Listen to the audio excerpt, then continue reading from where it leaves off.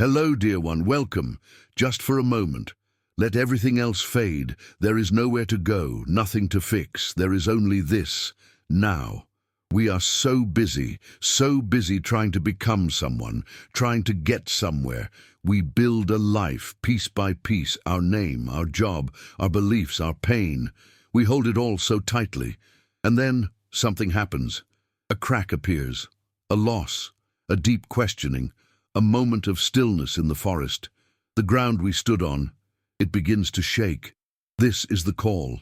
It's a whisper at first, a sense of something more, a longing for home, a home you can't quite name. What if the life you've been building is just a story? A beautiful, intricate, sometimes painful story, but a story. And what if you are the one listening to it? There are moments when life seems to tear us apart, when the very fabric of who we thought we were just unravels. We see our strategies, our fears, our masks. It feels like dying, and in a way, it is. But maybe life isn't trying to break you. Maybe it is just trying to break you open. Maybe it's just setting us free from what we are not. The price of awakening. The first price is courage. The courage to be still, the courage to look, the courage to stop running from the silence, to stop filling the space with noise. Who are you when the labels fall away? Who are you when the accomplishments no longer define you? Who are you when the thinking mind grows quiet? Just be here, feel the breath, moving in and moving out, like the tide, the universe breathing you. You are not the breath. You are the awareness of the breath. You are the space for all of it. The spiritual journey is not about acquisition.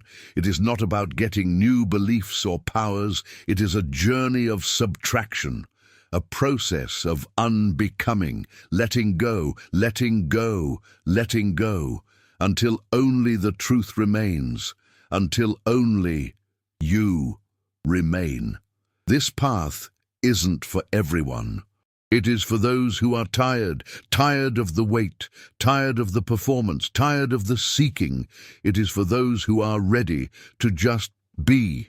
Are you ready? Are you ready to stop and just be here? Comment presence if you feel you are ready to remember who you really are. Block 2, the illusion of the ego. So we begin. We begin by noticing. We notice the voice in the head. The narrator, the one that is always talking. I like this. I don't like that. I need this to be happy.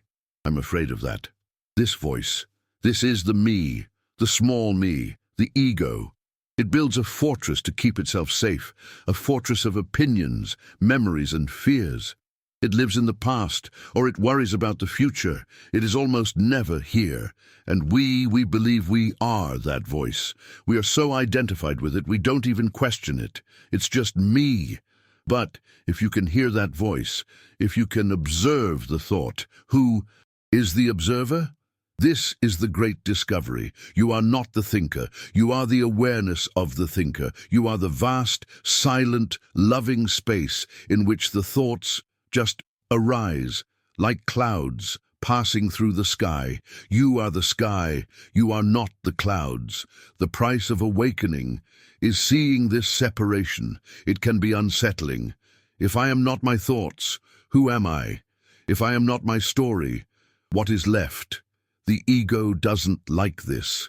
It tries to control the world because it fears disappearing. It wants to be solid, to be someone. It fears the vastness. It fears the unknown. But the ego is not your enemy. It truly is not. How could it be? It is a part of the beautiful machinery of being human. It helped you survive. It helped you navigate the world. We can look at it with such compassion, with tenderness. Ah, there you are again, my old friend, fear. There you are, the need to be right. There you are, the story of not being good enough. When we observe the ego, when we watch it with love, without judgment, a miracle happens. It begins to soften, it loses its grip, it stops being the dictator and becomes just a pattern, a wave. in the great ocean of your being. You are the ocean. You are not just the wave. The price of awakening is the willingness to feel it all. The ego builds walls to protect us from pain, but those same walls, they keep us from love. They keep us from joy. They keep us from the raw, vibrant aliveness of the present moment. When we stop fighting the ego, when we stop judging our thoughts and feelings, we stop creating more suffering. We just allow. We allow the anger to be here. We allow the sadness to be here. We allow the confusion to be here. We don't have to act on them. We just create space for them. We hold them like a mother holds a crying child, with unconditional, spacious, loving awareness. And in that loving space, they transform, they dissolve, they return to the silence from which they came. What is left is peace. What is left is you. The vast, clear, silent awareness, the one who has been here all along. What sobra, what remains when the control disappears? What is left when you stop trying to manage every little thing? There is a flow, there is a current, life. In Block 3, the journey of surrender. This is the hardest part and the simplest. It is the journey of surrender, of letting go. Our whole lives we are taught to do, to strive, to control, to plan, to grasp. Surrender sounds weak. It sounds like giving up. But this is a different kind of surrender. It is not defeat. It is an opening. It is the recognition that the wave cannot control the ocean. It is the act of trusting the flow. What are we surrendering? We are surrendering our idea of how things should be. We are surrendering our tight grip on the outcome. We are surrendering the belief that we are separate, the belief that I, this small me, is in charge of the entire universe. It's a heavy burden, isn't it? What if you could just put it down? What if you are not the boat driver, frantically steering against the current? What if you are the river? The price of awakening is the price of your agenda. It's giving up your timeline. It's giving up your demands. I will be happy when I get the job, when I find the partner, when I am healed. Surrender is being happy now, not because of what is happening, but in spite of what is happening. It is finding the peace that is underneath the noise. Life is a river. It flows, sometimes gently, sometimes through rapids. We try to build dams. We try to divert its course. We suffer because we are resisting the flow. What happens when you just let go? When you stop fighting the current? When you trust that the river knows exactly where it is going? It is taking you to the ocean. It is taking you home. This doesn't mean you become passive. It doesn't mean you sit and do nothing. You still chop the wood. You still carry the water. But you do it from a different place. You do it not with resistance, but with presence, with love. You act, not from the small, fearful mind, but from the deep intuitive wisdom of the heart, from the flow itself. This journey, it is not one of understanding with the mind. The mind cannot grasp this. It is a journey of the heart. It is a journey of being. It is a shift in consciousness. It is a subtle shift from me doing to it being done through me, from my will to thy will, the will of the river, the will of the universe, the will of love. This is a path of deep trust, trusting in the process, trusting in the unknown, trusting that everything is a part of the awakening, the joy and the pain, the light and the shadow. It all belongs. If this message resonates with what is most true in you, subscribe and walk with us on this journey of consciousness. Block 4. The love as original nature. When we surrender, when the walls of the ego begin to dissolve, what do we find? What is on the other side of fear? We find what has been there all along, waiting patiently. We find love. But this is not the love you have been taught about. It is not the possessive, grasping, conditional love of the mind. It is not the romantic love of movies. I will love you if you make me happy, if you meet my needs. No, the love we discover is our very nature. It is not something we get from another. It is not something we feel only sometimes. It is what we are. It is the fabric of the universe. It is the energy that connects everything. It is the space in which we live and move and have our being.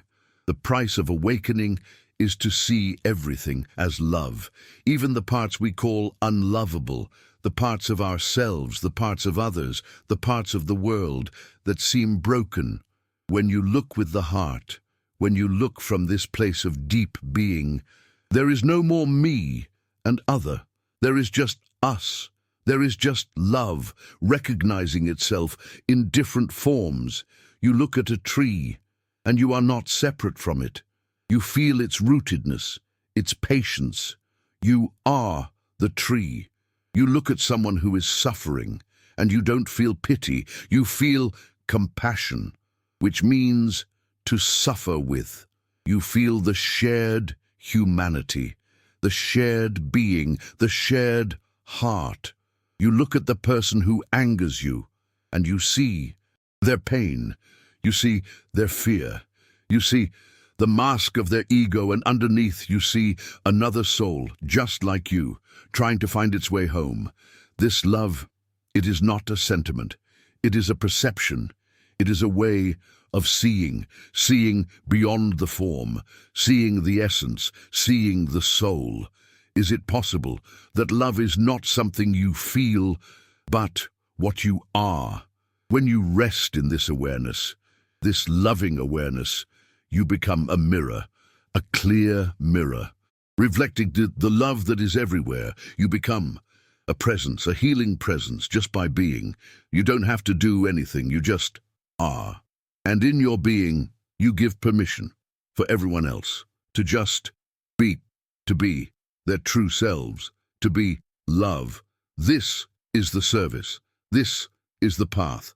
Not to change the world out there, but to change the way you see the world, to see it, not with the eyes of judgment and fear, but with the eyes of love, unconditional, all-encompassing love. That is your true nature. Block 5, the silence and the awakening.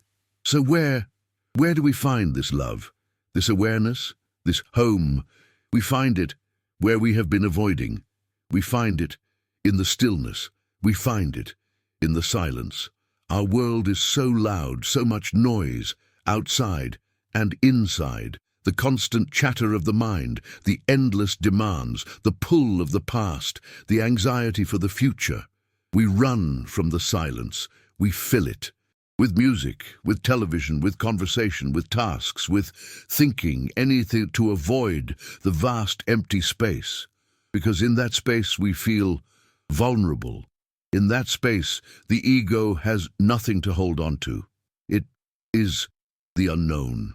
But the price of awakening is to turn toward that silence, to be brave enough, to sit in the unknown, to just listen. At first you hear the noise, the thoughts, the traffic, the worries. That's okay. That's part of the silence too. You just let it be.